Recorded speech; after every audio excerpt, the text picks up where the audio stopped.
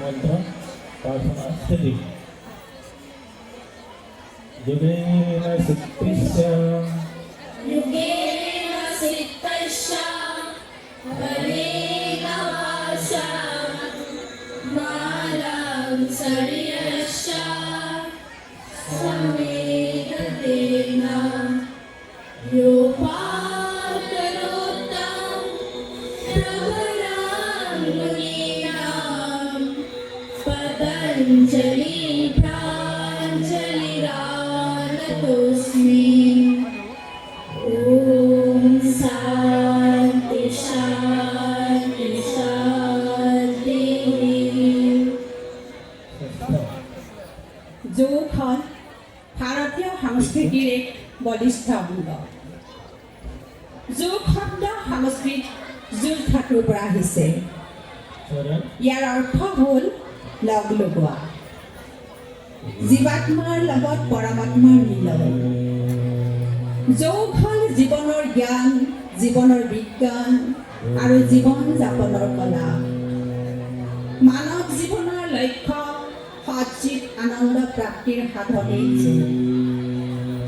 যদিও বিভিন্ন যোগাচাৰ্যৰ বিভিন্ন পদ্ধতিত যোগ অনুশীলন কৰা হয়, কিন্তু আমি পতঞ্জলিৰ অষ্টাংগ যোগ পদ্ধতিত যোগ অনুশীলন কৰোঁ। য়াম নিয়ম আসন প্ৰাণায়াম প্ৰত্যাহাৰ ধাৰণা ধ্যান আৰু সমাধি এই 8টা স্তৰত পৰ্যায়ক্ৰমে অনুশীলন কৰি পঞ্চকোষৰ বিকাশ ঘটাই ব্যক্তিৰ সৰ্বাংগৰ বিকাশ কৰিব পাৰি।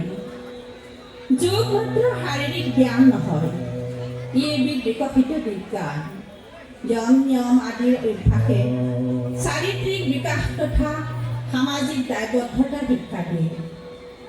আসন আৰু মুদ্ৰা আদিয়ে শৰীৰ শক্তিশালী নিৰোগী সুগৰী তথা ৰোগ প্ৰতিৰোধক ক্ষমতা সম্পন্ন কৰে।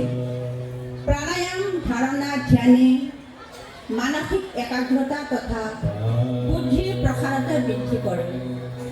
আজি আমি ইয়াত বিভিন্ন ধৰণৰ আসন পদ্মাসন গোমুখাসন উষ্ট্ৰাসন ভুজংগাসন পশ্চিমোত্তানাসন চক্ৰাসন অৰ্ধগতি চক্ৰাসন পাদহস্তাসন তাৰাসন ভুজাসন আৰু গভীৰভাৱে প্ৰদৰ্শন কৰা হৈছে। এইবোৰৰ নিয়ম অভ্যাসে ব্যক্তিৰ উন্নতি সাধন কৰে। সেয়েহে আমি সকলোৱে প্ৰতিদিনে মাত্ৰ এঘণ্টা সময় দি মানৱ কল্যাণৰ বাবে যোগ অভ্যাস আহ্বান জনালোঁ। যোগৰ পৰা শক্তি, ৰোগৰ পৰা মুক্তি। ভাৰত মাতা কি জয়।